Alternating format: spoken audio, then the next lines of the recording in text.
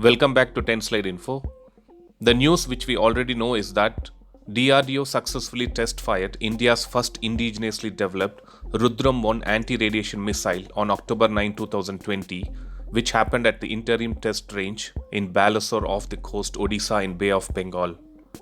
The news which has come out recently from sources close to Indian Air Force is regarding the induction of this particular anti-radiation missile. As per the latest update from Indian Air Force, it looks like India's first anti-radiation missile Rudram-1 will be ready for induction into service by 2022 tentatively. DRDO is planning to carry out 6 to 7 more tests before declaring the weapon ready for the induction. The induction of this missile will boost the Indian Air Force capability to knock out the enemy radars and surveillance systems. The main purpose of this missile is primarily for suppression of enemy air defenses, surveillance radars, tracking and communication systems. The suppression of radar system will enable India's jets to carry out missions without having to worry about facing threats from radar-guided surface-to-air missiles.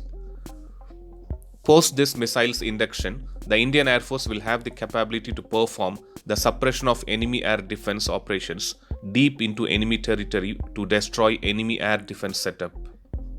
This air-to-surface new generation anti-radiation missile is under development by the Defense Research and Development Organization to provide an air superiority, a tactical capability for the Indian Air Force fighter aircrafts.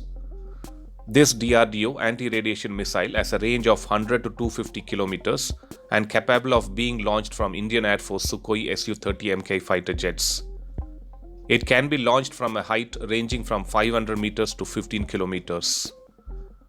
This missile has been designed primarily to destroy the enemy surveillance radars, tracking and communication systems.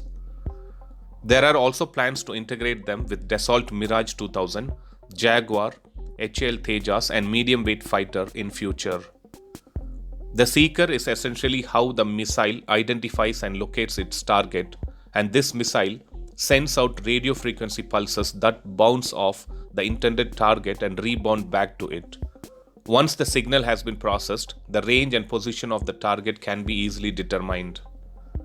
So DRDO is planning to bring further software improvements to handle a large variety of targets under various operational conditions while developing a separate ground-based variant as well.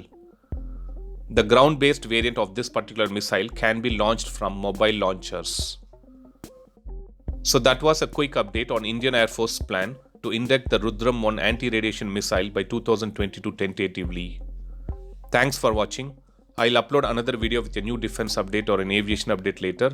Please do subscribe my channel and hit the bell button next to it, and also feel free to leave a comment in the comment section. Thank you.